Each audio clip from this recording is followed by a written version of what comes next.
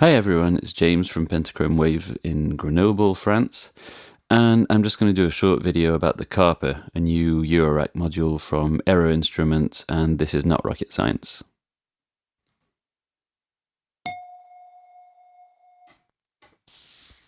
So I'll just go through the basics quickly. So this is the first herring and pond mode.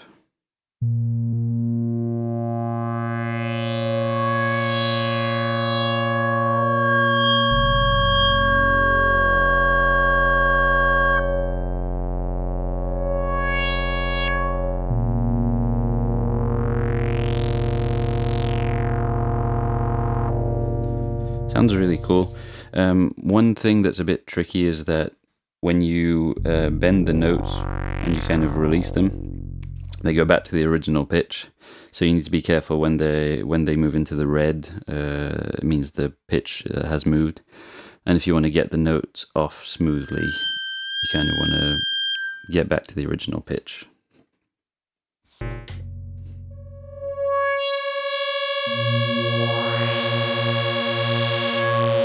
Everything you hear is unprocessed here, so it's straight out the Kharper into my audio interface. So all the reverbs, delays, and stuff like that are in the module.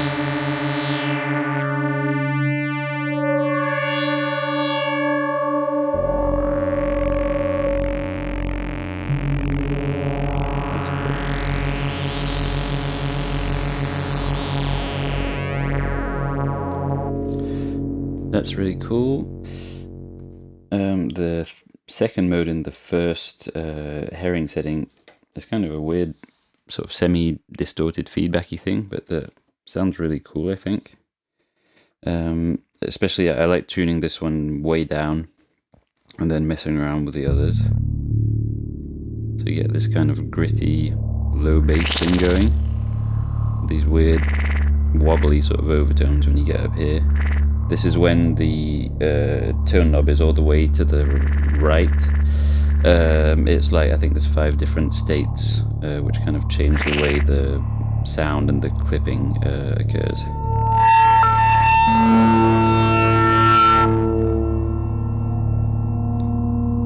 This is really eerie, kind of, yeah, dark stuff, which I find really fun.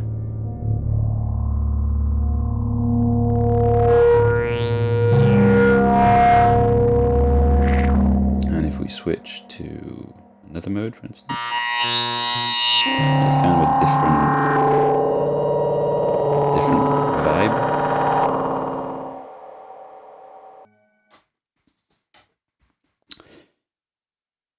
The koi carp modes are the kind of standard, well, more standard kind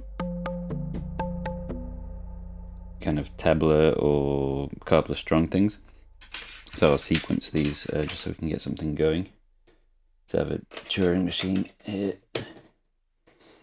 and I'll just start kind of randomly plugging these in to get a line going.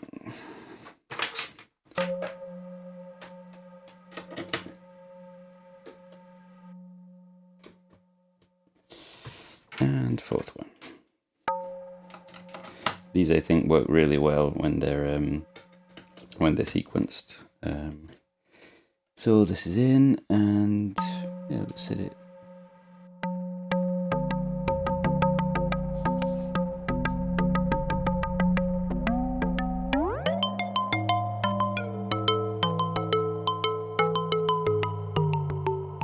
So all the way to the left here, you get kind of a darker woody tone. And this tunes it up a bit and makes it a bit more trebly.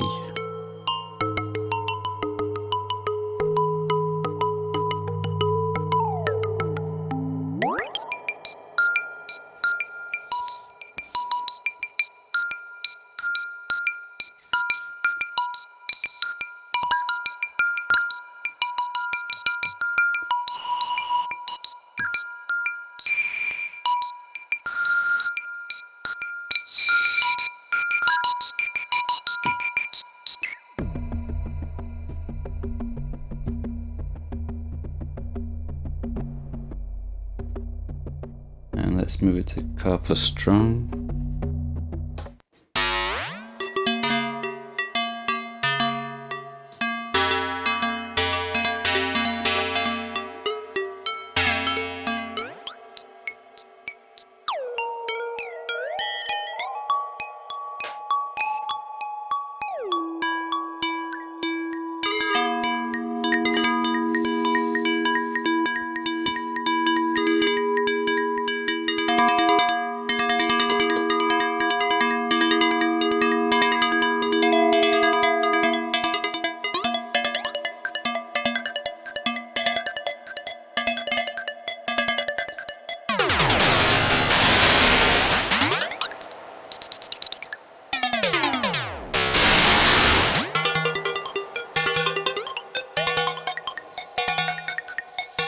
This is a lot of fun. And the final mode in here is kind of a weird sort of overtone thing. And what I like with this one is if you bring the tone knob to the right, it gets pretty distorted and messy. And you can get into really like gritty, like 9-inch nail territory, which is really cool.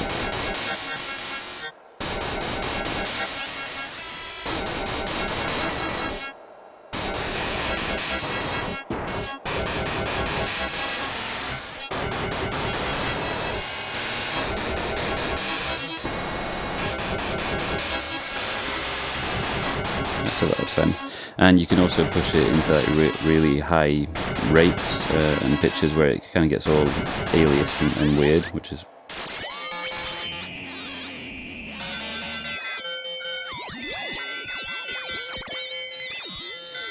if we take all these out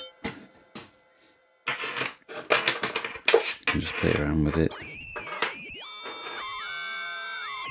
it gets really weird tones here, which are pretty cool. Ooh, this is nice. Oh, that's really...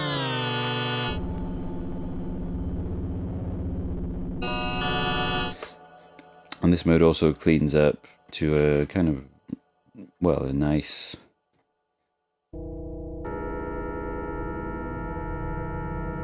very sort of, yeah, weird horror film piano type thing.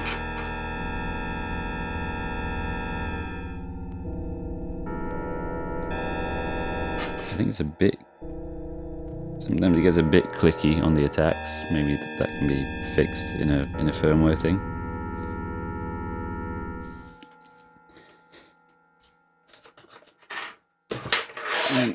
Okay.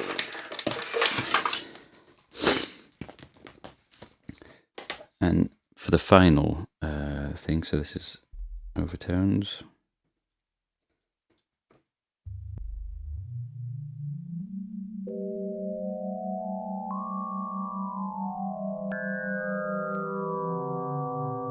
Really cool.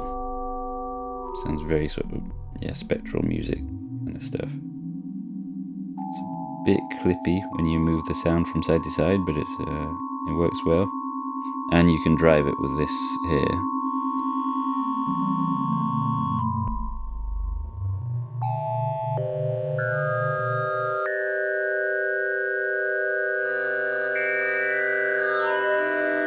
That's really nice, that's really cool.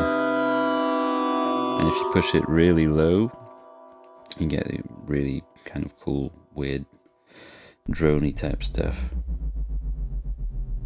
This is cool already. Let's double that with some stuff that's pitched just into sort of audio rate.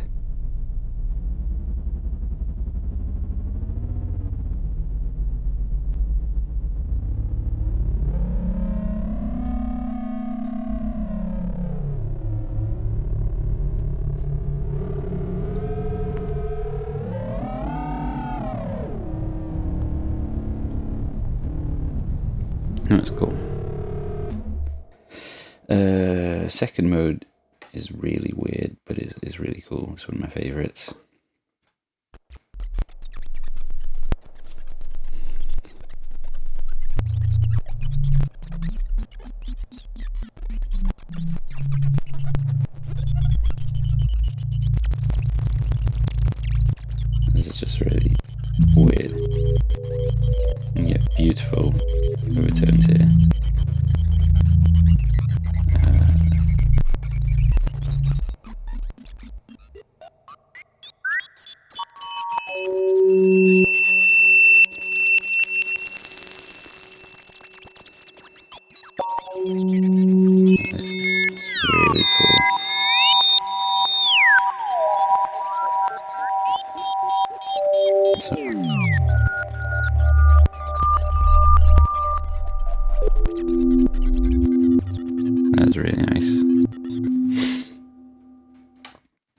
final mode. This.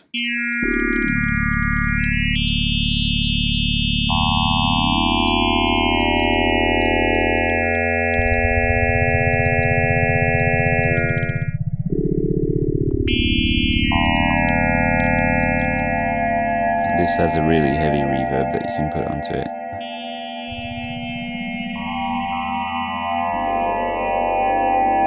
And this is just really cool. It's amazing. I love this.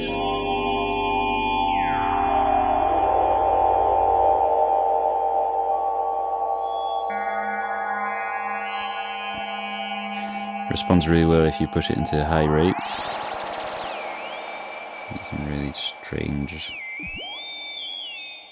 glitchy, yeah, like fold back type stuff.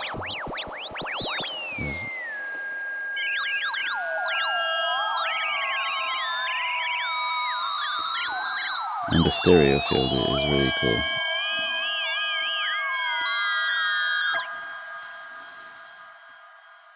One thing I haven't seen much of is how the MIDI input can be used, and it's actually really cool. So the MIDI is going into this TiNRS mini jack here, and it's coming from the key step. So obviously I can just play notes and stuff. I think this key's broken on the key step, so that's not the Kharper's fault. I could sequence this, so I can like start arpeggiating something maybe. This is nice. And the pitches you input in the MIDI don't basically interact with the pitches of the touch strip knobs, which is kind of a good thing. So here it's arpeggiated, so I think everything is going through the first channel. So if I can like change the tone of this with this touch bar, but I can also play these other ones by hand.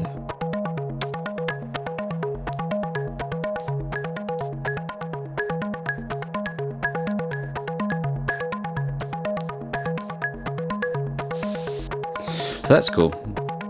That's cool. You can get really nice kind of woodwind kind of type tones if you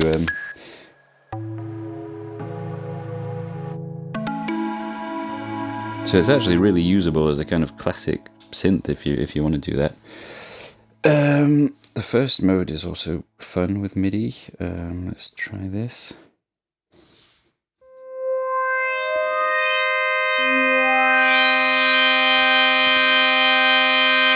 So just kind of slow moving stuff. Except these are all the way at the top here, so maybe if I move them. So the filters move a bit slower, and we get something kind of darker. And one thing I do like with this is that you can play a chord, for instance, and then start messing around with the tones in the chord, or adding something extra that isn't in it. So this fourth string isn't used because I'm only playing a 3-note chord. So I can like get a weird drone like thing going here, and maybe bring in some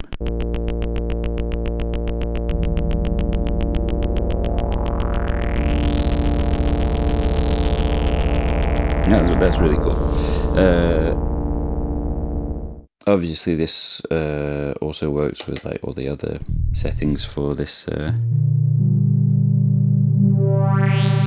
if you want to get like weird microtonal stuff, you can do that.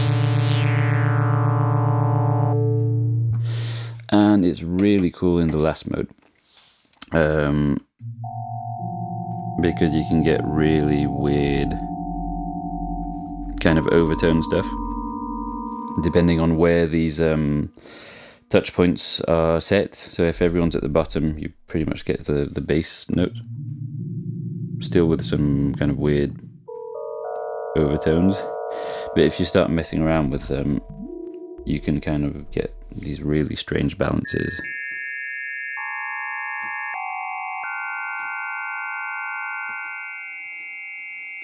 I'll try and bring this down a bit. and messing around with them while they're playing is really fun. So I can imagine that's going to be really cool for sort of sound design.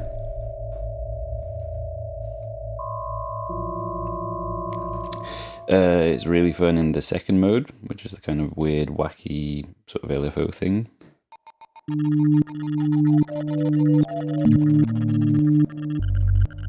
This bass, this is really cool.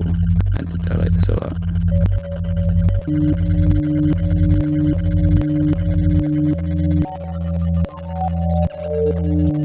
This is really, really nice.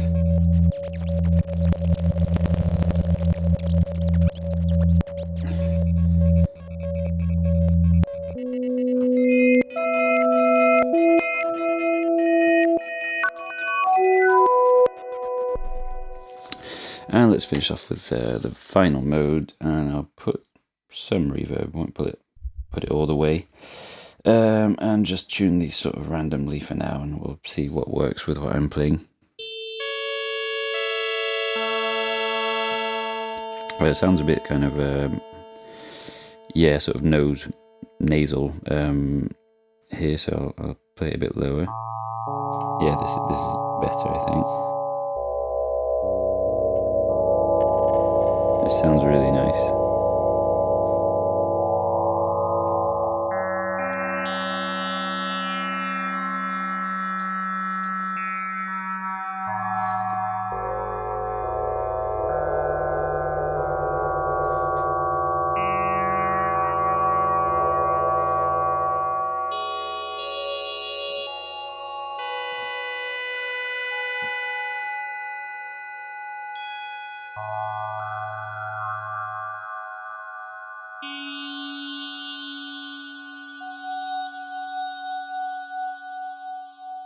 If you tune the touch bar strings way up, you can actually like play quite a low chord here.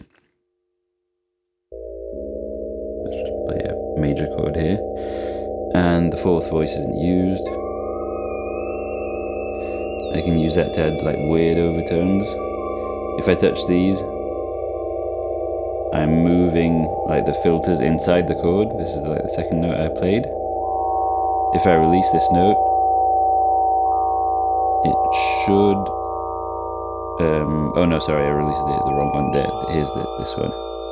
So now this is reverting like to the tone, which is defined by the pot here. And that's kind of a weird behavior, but it is really cool. It's really fun to mess around with. So a lot of fun for kind of ambient stuff. I was playing pretty randomly all the way through that, so not the most musical applications, but it should give an idea. Hope this helps. Bye.